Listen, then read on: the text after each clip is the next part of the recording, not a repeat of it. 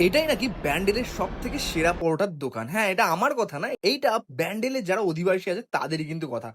আর ব্যান্ডেলের অধিবাসীদের মধ্যে আমিও একজন। যেইটা আমরা ছোটবেলা থেকে খেয়ে এসেছি এই দাদা বৌদি পরোটা। আরে না, না সরি। বেশিরভাগ লোক কিন্তু এটাকে চেনে ব্যাচাদার পরোটা হিসাবে। হ্যাঁ, সত্যি ব্যান্ডেলে যারা থাকে তারা ব্যাচাদার পরোটার নাম শুনলে কিন্তু একদম মুগ্ধ হয়ে যায়। এই ব্যাচাদার পরোটাতে খুব সুন্দর, সুন্দর ক্রিসপি পরোটা পাওয়া যায়।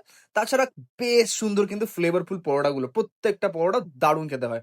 তাছাড়াও থাকছে হচ্ছে খুবই ফ্লেভারফুল ঘুগনি। যেই ঘুগনিটার মধ্যে কোনো রকম কিন্তু চর্বি ইউজ হয় না। চর্বি ছাড়াই এত সুন্দর ফ্লেভারফুল ঘুগনি আমি আর কোথাও খাইনি। তোমরা কি এখানে খেয়েছো? কমেন্ট সেখানে কমেন্ট করে জানিও। আর এনার একটা সিগনেচার ডিশ আছে হচ্ছে সেটা হচ্ছে ডিম টিক্কা।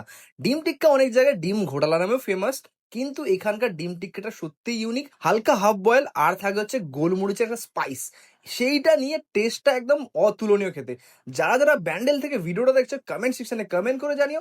আর তোমরা জানিও যে তোমাদের কোনটা দিয়ে খেতে বেশি ভালো লাগে, ডিম টিক্কা না ঘুগনি দিয়ে। আমার তো ভাই দুটো দিয়েই দারুণ লাগে। তো চলো, দেখা হচ্ছে পরের ভিডিওতে। টাটা।